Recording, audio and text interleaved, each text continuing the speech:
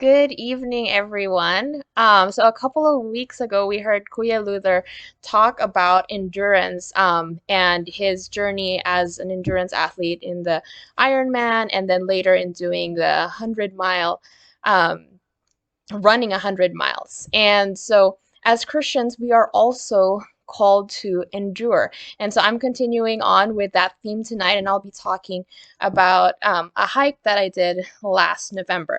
But before we get into that, whenever I talk, I encourage people to take notes. So grab a pen and paper. Note taking just does wonders for you because it forces you to organize the information that you hear and then produce a written account of what is important, and so that you have something to look back and that you can apply in your life. And I also have here my little hiking buddy Lorenzo. He'll be showing up throughout the whole presentation. So for the kids or at the young at heart, you can look for him throughout the presentation and tell me how many times he shows up as a little game. But back to our topic, endurance. So, endurance is defined as the fact or power of enduring an unpleasant or difficult process or situation without giving way, where endure is defined as to suffer patiently, to remain in existence, or to last. So 3 years ago, I started hiking, and 2 months into this process, I went on my first major long hike, the Backbone Trail in the Santa Monica Mountains. So the BBT is a 60 plus mile trail that stretches from Topanga State Park all the way to Malibu. Now, by the end of the 3 days on the trail and several detours, I completed a total of 74 miles, and to date, that's the longest trail that I've ever done. So I decided to make this a yearly tradition, and around Thanksgiving each year, I'll go on a long distance solo hike. So last year, I went to Catalina and I did 16 miles in the Trans Catalina Trail, so the northern part of the island. And then I did this with a full backpack and I stayed there overnight. And then this past November, I hiked 20 miles of the Pacific Crest Trail, or PCT for short. So, to give you an idea of how amazing and how massive this trail is, it is a 2,653-mile trail that starts at the Mexican border, goes through California, Oregon, Washington, ending in the Canadian border. And it's divided into 29 sections. So the section that I did is section E over here, in starting in Agua Dulce, and it goes for, I believe, 105 miles. And so I just did 20 miles of this really massive trail. And so this is the section that I did. And I chose this particular section because you can see here there are two roads that intersect the trail. So instead of having to hike to a point and then hike all the way back out, I chose a trail where I could get picked up at the end of it. And this road is just kind of, if there's an emergency, in case I need to get off trail, in case I need help, there is a way to get to me that's not too far out in the wilderness. So let's talk about the preparation for this hike. So there were three areas that I prepared for before going on this, and one was a physical preparation. So I went on practice hikes before this, and then the mental preparation of knowing your trail, knowing kind of what was your elevation gain, what the route was like, knowing yourself as well. How much water do you consume? What kind of clothing is comfortable for you under certain conditions. And so knowing, and then the third area was knowing what gear to bring. So for me, like I like hiking with trekking poles. And then, having a satellite communicator in case of an emergency, in case I need to call for help. So these are some considerations that I did before going on this trail. So fast forward to November 18, my parents brought me to the trailhead. It was I was very excited the night before, and I only got 3 hours of sleep. And I got up really early, and we went to the trailhead. And for both the Backbone Trail and the Trans Catalina Trail, I started hiking around dawn and then ended up hiking way into the night. And I said, this year, I don't want to end my hike in darkness, especially since it's an unfamiliar trail. So I said, I'm just gonna start early. The beginning of the trail is going to be in the dark, but at least I will end during daylight. And since this is November, I had about 10 hours of daylight. And since I was doing 20 miles, I'm not that fast of a hiker, so it would take me about those 10 hours to complete this hike. So to be on the safe side, I decided to start the hike super early, which meant starting it during the dark. And sunrise isn't until 6:30 a.m. So at 3:46 is when I started the trail. Now imagine this for a second. You're walking all alone in an unfamiliar location in complete darkness, and the wind is howling, it's pushing against you, and now keep doing that for 2 hours. And so 4 miles later is when I see my first glimpse of sunlight, just before 6, and then you can see here the progression as it goes into daylight. And so 2 hours of hiking in the darkness before I get to this beautiful, beautiful sunrise. And it was during this experience of hiking in the dark that, because of that, I appreciated the sunrise all the more. So now we're going just about 8 a.m. I'm 8 miles in. I'm still super happy that it's sunny and it's the weather is still cool, but there's light to see by. And at this point, the trail is pretty level. So it's not too difficult. There's just beautiful conditions. And then I have some Bible verses to memorize. And so I am spiritually encouraged. I'm physically okay. And the environment is just beautiful. Now, the discouragement begins a little past mile 9. So this is just, 30, 40 minutes later. The sun is starting to get hot. And I've been hiking at this point for about 5 hours, and I am approaching the first road that intersects the trail. So I've already completed 9 miles. There is no one forcing me to keep going. I have a headache because remember, I only got 3 hours of sleep the night before. And part of me is thinking, I took a day off to go on this really long hike. I've hiked a lot of miles already. I could just call it a day, ask to get picked up, spend the rest of the day in a relaxing spa, enjoy my weekend. So these were some of the thoughts that were going through my head, especially when there is a way to get off of the trail and there's really no one forcing you, or there's no outside factor forcing you to have to continue on this course. But so I hurried past that road and I was just like, okay. And then I'm singing Point of No Return from Phantom of the Opera. And I was like, no, I've made this decision and I'm going to keep going. And sometimes I think we look at life as kind of like chapters that once we make a certain decision, once we make a certain choice, it's going to get easier because we're decided on something. But even though I had decided like, oh no, okay, I'm going to push through this, it still didn't make it any easier because the fatigue was really setting in, and then I was starting to slow down, and then the sun is just getting hotter. And around mile 12 is when my feet started hurting, my right ankle was starting to feel tender as well, and then I still had that headache from earlier. And so at mile 13, I have a little bit of food, and then I switch out. I already finished my first water bladder, so I switch it out, and so I have 2 liters of water left and 7 miles to go. At mile 16, I see this lovely, lovely bench. And at this point, I'm really tired. I'm in pain. I'm sleepy. And I've been hiking for 9 hours. And I think like, I can just take a little break. But every minute that I'm not moving, what's in the back of my mind is the sun's going to start setting. And so every time I delay, I'm not moving forward or getting closer to my goal. So I just took a quick break and then moved on.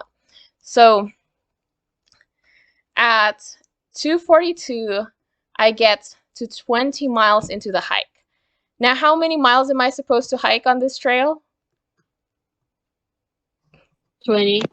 20, right? So I 20. should be at the end of this hike already.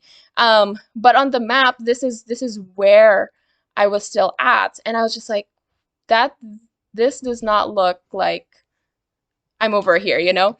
So I was just like, I still have to go around this mountain to get to this road. And so I'm not quite sure how much further I have to go. And then I'm running low on water at this point.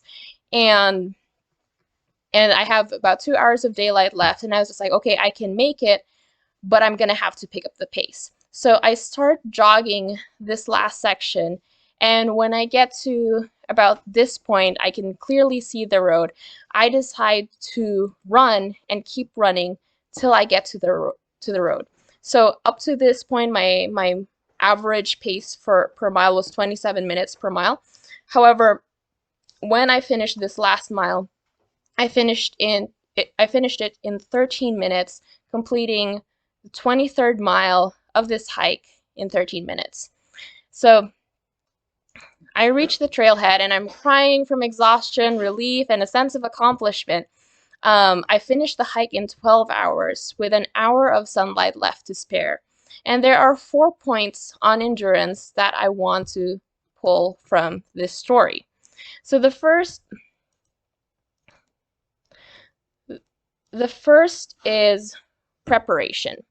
So attempting to do a long hike, or like Kuya Luther, doing an Ironman or doing a marathon or an ultra marathon, without physical preparation could result in injury, and not being mentally prepared in terms of maps and trail information could lead to getting lost, um, and not having the right gear could also make the hike more difficult. So likewise, in our Christian walk, we are called to prepare and equip ourselves to the appropriate situation. 1 Peter 3:15 says, "But in your hearts honor Christ the Lord as holy, always being prepared to make a defense to anyone who asks you for a reason for the hope that is in you." So I do this I read a psalm a day and I post it on Instagram. And then so sometimes I'll get comments on it, and one particular comment was, "Oh, you're reading from a book that's complete fiction, that makes claims that it can't support." And then somebody else commented under that and like, "No, this scripture is God inspired." And then the guy comments back, "Yeah, but you gotta prove it." And then there was silence. So when, as Christians, when we have this hope and we believe in God, but there is a time that we are going to be called to give a defense to our belief and say, hey, this is why the Bible is true. This is why we can say that Jesus is the Son of God. And we are called to give that defense and be prepared. So how do we prepare for that? Just like in Proverbs, it says that it's for the gaining of wisdom and instruction, for understanding words of insight. And then it goes on to describe how it can teach you, how you can be wise, how you can gain understanding. And a good place to start is in Scripture. God has, through His inspired word, given us a beautiful instruction of how to live our lives and how we can gain wisdom and understanding. And also in Ephesians, it says, "Finally be strong in the Lord and in the strength of His might. Put on the whole armor of God, that you may be able to stand against the schemes of the devil." We are called to prepare ourselves through Jesus, still relying on His power, and His might and the tools that He has given us. It is for us to pick up those tools, and equip ourselves with it. And the second one is enduring through darkness. And when I was going through this, I was thinking of Psalm 23 verse 4, Even though I walk through the valley of the shadow of death, I will fear no evil, for you are with me. Your rod and your staff, they comfort me. And as Christians, we will encounter seasons of difficulty and darkness, a time when we are all alone and when even the wind is pushing against us, when our circumstances, it feels like everything is against us. And I think it's very easy to fall into this trap of transactional Christianity where we think like if I'm a devout believer, life will be easy and God will prevent me from experiencing adversity. But in the previous verse, it actually, verse 3 of the same psalm, it says, He restores my soul. He leads me in paths of righteousness for His name's sake. And then it goes, even though I walk through the valley of the shadow of death. Sometimes it's the paths of righteousness. Sometimes it is precisely because we are following God that we end up in difficult situations, when we end up in the valley of the shadow of death because of our obedience to the word, when we stand by our beliefs. Sometimes that's the thing that leads us to difficulty and adversity. In Matthew 5, verse 10, it says, Blessed are those who are persecuted for righteousness' sake, for theirs is the kingdom of heaven. I think and then so number 3, enduring when you can quit. So when in our Christian walk, we have to make the choice to follow Jesus and do this on a daily basis. We have free will, and just like there's this road where I could have, gone on it instead of continuing on the trail, we too can quit. And there's not going to be anyone saying, you have to follow this. It's a personal choice that we have to make. In Luke 21, verse 19, it says, By your endurance, you will gain your lives. And this is within the context of being persecuted. And it says, By your endurance, you will gain your life. 1 Corinthians 10:13, No temptation has overtaken you that is not common to man. God is faithful, and He will not let you be tempted beyond your ability. But with the temptation, He will also provide the way of escape, that you may be able to endure it. So God has promised that the circumstances in our lives are things that we can endure, and it may be very, very difficult, and there may be times when we are tempted to quit, but God has promised that He has given us the ability to endure difficulty. Hebrews 12, 1-2. Let us run with endurance the race that is set before us, looking to Jesus, the founder and perfecter of our faith, who, for the joy that was set before Him, endured the cross, despising the shame. We have a beautiful example in the life of Jesus of self-denial, of choosing faithfulness. And even though it was difficult, doing what was allotted to Him. And so each one of us is called to run our own race and to do so with endurance. Number 4, enduring longer than expected. And this is, I would say, specifically as Seventh-day Adventist Christians, we are looking forward to the soon coming of Jesus. And we say, Jesus is coming soon. But sometimes our expectation of soon is disappointed. In the parable of the wise and foolish virgins, the bridegroom is delayed. And in Matthew 24, it says, But concerning that day and hour no one knows, not even the angels of heaven, nor the Son, but the Father only. For as were the days of Noah, so will be the coming of the Son of Man. For as in those days before the flood, they were eating and drinking, marrying and giving in marriage until the day when Noah entered the ark, and they were unaware until the flood came and swept them all away. So will be the coming of the Son of Man.